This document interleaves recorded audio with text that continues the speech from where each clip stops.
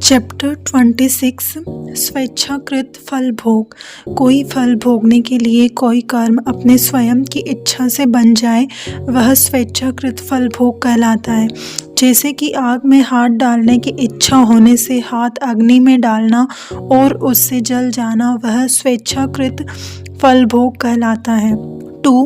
परेच्छाकृत फल भोग। कोई प्रारब्ध फल भोग परेच्छाकृत दूसरे की इच्छा से होता है। उदाहरण के लिए किसी आदमी को हमारा अच्छा या बुरा करने की इच्छा हो जाए और उस इच्छा के वश होकर वह हमारा अच्छा या बुरा करता है तो उसका अच्छा या बुरा फल हमें भोगना पड़ता है। मेरे घर में आग लगने वाली है, ऐसा मेरा प्रारब्ध बन चुका है। और कोई आदमी द्वेष भाव से मेरा घर जला दे और उस तरह दूसरे की इच्छा से मैं अपना प्रारब्ध भोग लूँ। 3. अनिच्छाकृत फल भोग। प्रारब्ध तो भोगना ही पड़ता है किंतु वह फल भोगने की अपनी इच्छा न होने पर भी अनिच्छा से भी हम लोगों को फल भोगना ही पड़ेगा।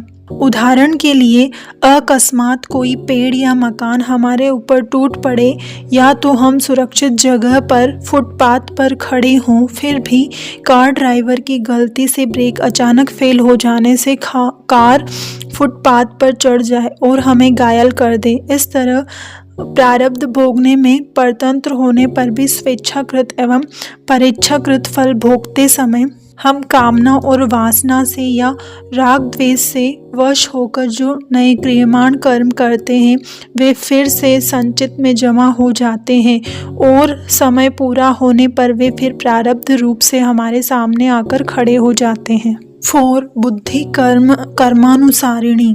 प्रारब्ध भोगने में जीव परतंत्र है इसलिए उसकी बुद्धि प्रारब्ध कर्म के अनुसार होती है।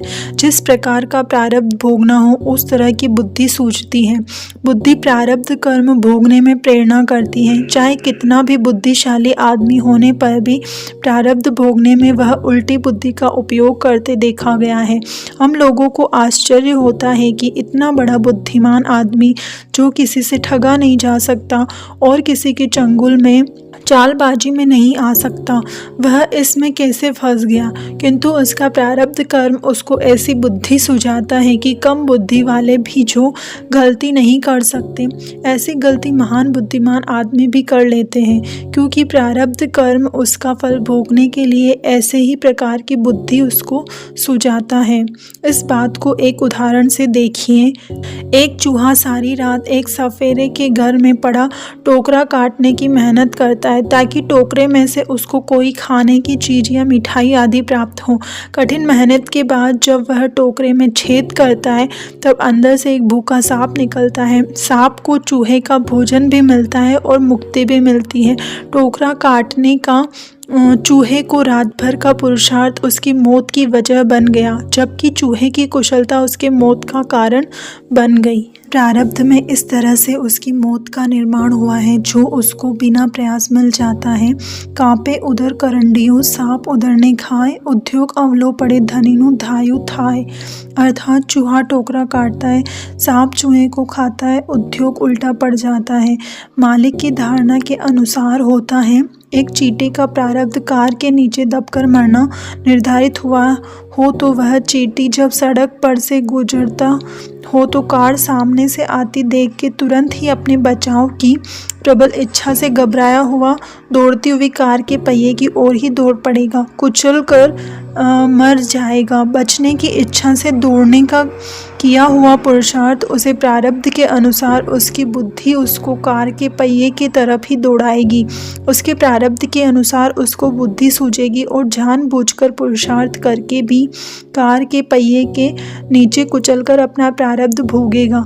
कोई भी पुरुषार्थ न करे और जहाँ है वहीं खड़ा रहे तो बच जाए किंतु उसका प्रारब्ध भुलाने के लिए उसकी बुद्धि को पहिए की ओर दौड़ने को प्रेरित करेगी। प्रारब्ध भोगने में बुद्धि कर्म का अनुसरण करती है। जैसा कर्म वैसी ही बुद्धि सूझेगी। गोस्वामी तुलसीदास जी कहते हैं कि तुलसी जैसी भवितव्यता तैसी मिलही सहाय आपनु आवही ताही पाही ताही तहाँ ले जाए। जो होना निश्चित हो वहाँ आपका प्रारब्ध आपको घसीटते हुए ले जाएगा या घसीटते हुए वह आपके पास चला आएगा और किसी भी तरह आपको प्रारब्ध फल देकर ही आपका पीछा छोड़ेगा। प्रारब्ध के कारण बड़े बड़े ज्ञानी और महान बुद्धिशाली की बुद्धि भी उल्टी हो जाती है। पुराण और शास्त्र उसकी साक्षी में कह रहे हैं कि असंभवम है मृगश जन्म तथापि रामो लुलुभि मृगाय प्रायः समापन्न विपत्ति काले धियोपि पुसाम मलिना भवंती। सोने का मृग होना असंभवित होने पर भी राम जैसे महान भी उससे लुभा गए, क्योंकि आगे कोई महान प्रारब्ध निर्माण हो चुका था। इसलिए उसे भोगने के लिए महाबुद्धिशाली आदमी की भी बुद्धि प्रारब्ध की ओर गमन करती है। न निर्मिता केन न दृष्टपूर्वा न श्रूयते हेम मयि कुरुंडी तथापि तृष्णा रघुनंदस्य विनाश काले विपरीत बुद्धि। सोने का मृग ब्रह्मा की सृष्टि में किसी जगह निर्माण हुआ, किसी ने देखा भी नहीं और सुना भी नहीं, फिर भी उसमें भगवान राम को तृष्णा जगी, इसलिए कि मारीच रावण और तमाम राक्षस कुल के विनाश के लिए भगवान राम को ऐसी बुद्धि सूझी। केवो हतो रावण तत्ववेता नवे ग्रहो निकटमना रहेता हरि सीता कृष्ण लुहु कुबुद्धि विनाश काले विपरीत बुद्धि। अर्थात कैसा था रावण तत्ववेता, 9 ग्रह उसके निकट में रहते थे, सीता का हरण करके कुबुद्धि से कष्ट मोल लिया, विनाश काले विपरीत बुद्धि। रावण महान ज्ञानी था, तमाम वेदों में वह पारंगत था, भगवान शंकर का परम भक्त था, पुलत्स्य कुल का पवित्र ब्राह्मण था, महाशक्तिशाली था, 9 ग्रह उसकी सेवा में रहते थे, वायु देवता उसके महल में झाड़ू लगाते थे, वरुण देवता उसके महल में पानी भरते थे। ऐसा ज्ञानी और शक्तिशाली राजा होने पर भी उसकी बुद्धि विपरीत हो गई। प्रारब्ध वर्ष होकर उसकी बुद्धि ने सीता का हरण करवाया। केवा हता कौरवो काल ज्ञानी कुष्प माँ पाछी करी न पानी कपाई मुआ द्वेष सहित क्रोधी विनाश काले विपरीत बुद्धि। अर्थात कैसे थे कौरव काल ज्ञानी किंतु कुसप में पीछे हट नहीं की, कट गए द्वेष के साथ क्रोध से विनाश काले विपरीत बुद्धि।